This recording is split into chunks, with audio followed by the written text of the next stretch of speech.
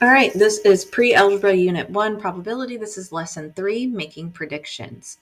So this is the Florida Best Benchmark, DP.2.3. Solve real-world problems involving probabilities related to single or repeated experiments, including making predictions based on the theoretical probability. So in Lesson 2, we learned about theoretical probability and how to find our theoretical probability. Now we're actually going to apply that knowledge to make predictions. So this is what your notes should look like. And for making predictions, we have some vocab, but I'm going to do things a little bit differently here because I actually feel like a lot of this down here, setting up a proportion with the probability of the predicted favorable to the predicted total outcome, yada, yada, yada, it doesn't need to be that complicated. So we're just going to cover that up. All we need to understand is that the probability can be used to make predictions for future events. So what we're going to do is we're going to take that theoretical probability of an event happening. Okay, that's what we did in Lesson 2. We're going to take that, sometimes it's given to us in the problem, and we're going to multiply that by the number of times the event happens. It's that simple. So here's some examples. All right, the theoretical probability is what we need to find, and the number of events times the event's going to happen. So 210 times, if Callan rolls a fair die, 210 times, that's how many times it happens. He can predict that he will roll a 4 approximately blank times since the theoretical probability is 1 over 6. You would roll a 4 1 out of 6 times. So we're going to take 1 out of 6, 1 over 6, or the fraction 1 over 6, and multiply that by 210. And when we do that, we get 35. So he could roll a 4 approximately 35 times based on the theoretical probability. If Edgar rolls a fair 6-sided die, and all that means is that it's fair because there's only one number on each side, 300 times, so we're multiplying something by 300, what is a reasonable prediction on how many times he will roll a 3? Again, a 3 happens only 1 out of 6 times. So we're going to, again, multiply 1/6 times the number of times we do the event, 300. And when you multiply 1/6 times 300, or take 300 and divide by 6, you get 50. All right? So a reasonable prediction would be that Edgar would roll a 3 is 50 times. So now, if Penny spins the spinner shown 420 times. So here we have the spinner. There are 12 sections of the spinner, and 6 happens 2 times. So here's a 6, and here's a 6. So 2 out of 12 times, she could land on 6.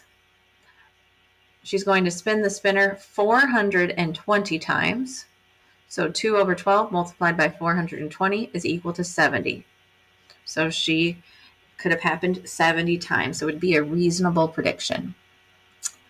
If the spinner shown is spun twice, and a teacher lands on the same number twice, they receive $10. If there are 120 teachers, so we're going to have to multiply something times 120, predict how many teachers will receive $10. So we actually had to use sample space, and I created a table to show you the sample space. Okay, so I added this in here.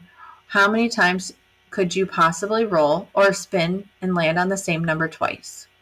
Well, 4 times out of 16 total outcomes, so 4 out of 16, you multiply that times 120, and you get 30 teachers.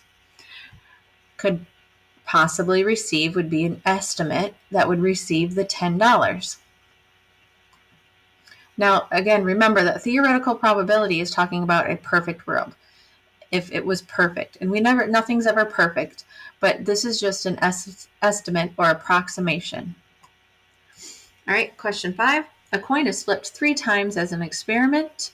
What is the theoretical probability of the coin? Or it's telling you the theoretical probability of the coin landing on tails at least 2 times is 0.5. So they gave you the theoretical probability here, 0.5. If the experiment is repeated 300 times, that's the number we're looking for, is the 300, for a total of 600 flips. And that's not even right. First of all, that would be 900 flips. Second of all, that is just useless information. They put that there to trick you. So we're just going to cross it out because it is not going to help us solve this problem. Predict the number of times landing on at least 2 tails. So all we had to do was take the 0.5 and multiply it by 300, and we got 150. But I do want to show you where the 0.5 is coming from. So if we flipped a two-sided coin 3 times, these are all the possible outcomes. So there's 8 possible outcomes. Of those 8 outcomes, there is 4 times that it happens where we have tails twice. So 4 over 8 is equal to 0.5. That is where the theoretical probability came from. Okay? This particular question gave that to you, but sometimes you would actually have to do the sample space. This is your sample space in order to find your theoretical probability, your fraction or your decimal.